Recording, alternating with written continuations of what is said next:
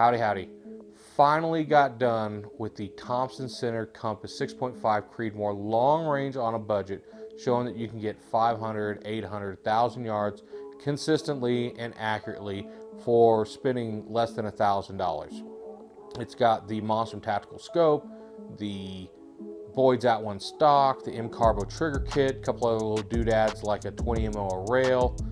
We got it out there. It was a super crappy day, super windy. There was snow that rolled through, rain that rolled through, but all in all, I got it done. So if it's something you just want to see, go ahead and stick around.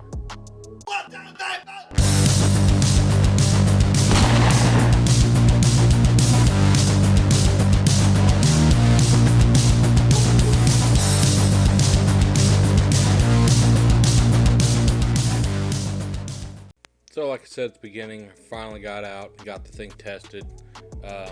The 6.5 Creedmoor Thompson Center, long range on a budget. Pretty happy with it. I'll show you some of the stuff at the end. But the first thing I did was I put the M Carbo trigger spring kit on it. The thing is $19.95, 100% made in America, 100% lifetime guarantee.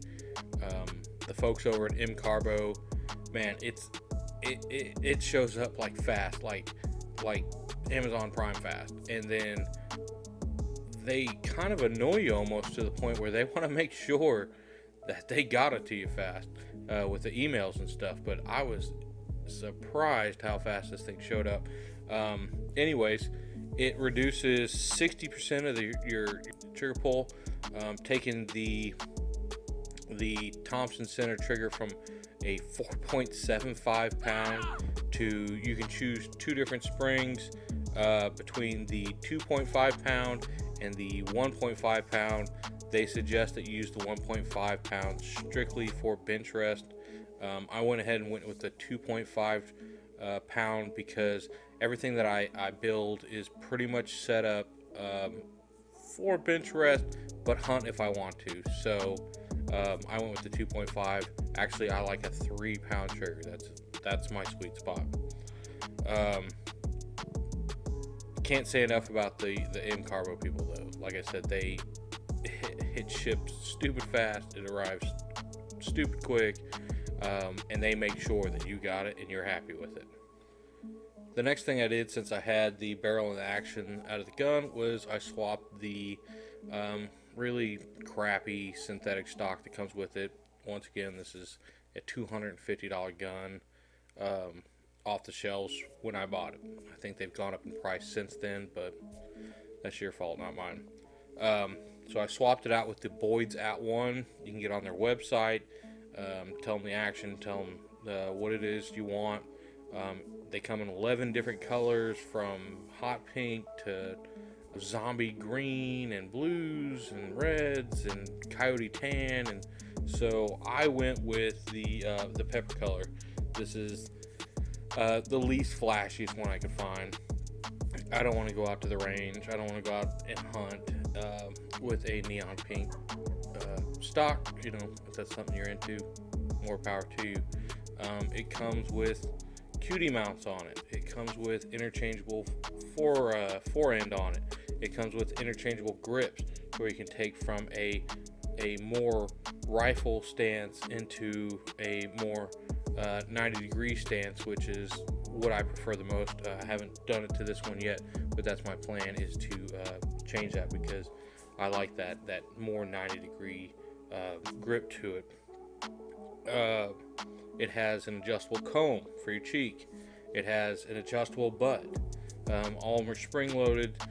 There are some hiccups to it, as far as if you pull it out too far and you let off the button, the spring comes flying out of it. You pretty much figure that out first day, and you start learning where it can go and where it can't go. $199.99, so $200. It is a wood laminate stock, so it is kind of heavy, which, if it's a bench rest gun that you're looking for, it's got the weight to it, so there's very little kick. You put a muzzle brake out front and it pretty much just runs itself. It comes with all the new screws that you need.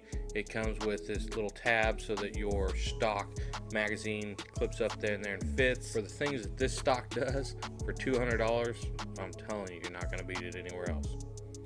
So before I put the At1 stock on, I mounted a Atlas bipod Picatinny rail to the front. I'm a big bipod fan. Not something you have to have. You want to shave some dollars off of it, don't put it out there. You can literally put it on a bag, put it on a backpack. If your grip is really good and you can hold it, go for it. I like the bipods. I like to be able to adjust the height. I like to be able to adjust all that. Put a bag underneath my butt, and do that. So then after that, I put a EGW Picatinny rail solid mount for the scope, because it comes with the Remington 700 standard two-piece set, but they are a 0 MOA. The EGW that I switched over to is a 20 MOA. So what that does is it takes it where it's nice and flat, and it actually leans your scope down a little bit so that you get the full range out of your scope. So when I'm sitting at 0, I might have at the most 6 MOA that I'm not being able to use. On a 0 MOA rail, on a scope, you're gonna have like 25 MOA that you're not being able to use. So you want to get the most out of your scope, you gotta put that 20 MOA rail on there. EGW, from what I found, maybe you can find something else, but what I found is the only company out there that makes a 20 MOA rail for this Thompson Center compass. So for the scope, I put a Monstrum Tactical. Now this is the 3rd generation Monstrum Tactical 6x24 by 50. So it's a 6 magnification all the way to a 24, 50 front glass, and this also has a 30 millimeter tube. It comes out of the box with these flip up tubes. Like I said in one of the videos, those can cost you $50 or better depending on which brand you buy. It is, they sell it as a scope that is 1,500 yards or further if you wanted to. I don't doubt it. The glass on it's pretty good. It has a 80 MOA max, so from 0 to up 80. So this one I think zeroes out at 100 yards, somewhere above like 6 MOAs off the bottom out. So that means I have 74 MOA that I can play with from 100 yards up. Wasn't even touching it once I was getting out to 1,000 yards. Wasn't even touching that MOA. It comes with the scope rings. They're a little high for what I wanted, so I swapped them out for the Warrens because I like mine to sit as absolute close as I can get it. It's got an illuminated reticle, which is hard to find, for $250. It doesn't have 0 stops on it, which I love 0 stops, but because of the 20 MO rail, when I bottom out, I only bottom out 6 MOA past the absolute 0. Like, it will not go any further. So more or less, I have a zero stop. It's a first focal plane, so that means as you go in, the reticle comes, and you can actually gauge how big a target is by how far it goes in. Where a second focal plane, that bar stays the same all the way in and out. Pretty legit for $250. I mean, I've seen some videos out there where they're really bagging on them, but there's a lot of videos where people are pretty happy for them. So like I said, I finally got this out to the range. It was a crappy day. There was rain, there was wind coming from this direction, and it was blowing hard, and then it would blow down to nothing, and then it would gust, and then blow hard, and then there were snow bands coming through. It was a miserable day. What I wanted to do was get out to 100, 400, 500, 800, and 1,000 yards. But there was quite a few people out there on the range that day. I'd say because of this COVID-19 things, people just wanted to get out of the house. So I didn't want to bug a bunch of people and have them quit shooting. So the shots I videoed were at 500 and 1,000 yards. That .500 target is a 2 foot by 2 foot steel plate. Um, After I got it dialed in, got it where I wanted it, I was hitting, I'm gonna guess 4.5 out of 5 shots was hitting there. And I'm pretty sure I could hit 5 out of 5 shots if it wasn't for the wind, the crazy gust, the lack of wind. It was just all in all crap day. Now at 1,000 yards, not a shot I'd be taking if I was trying to shoot at animals, but it is fun to shoot 1,000 yards. The gong that's out there is a 4 foot diameter gong. The cow skull silhouette that's out there, actually that's about a 9-inch wide, and I was able to hit that thing probably 3 out of 5 times. So with the difference in winds and all that stuff, that makes it at 1,000 yards a sub MOA gun. Yeah, at 100 yards I was way under sub MOA. All in all, I was pretty happy with the gun. The muzzle brake that you see on it,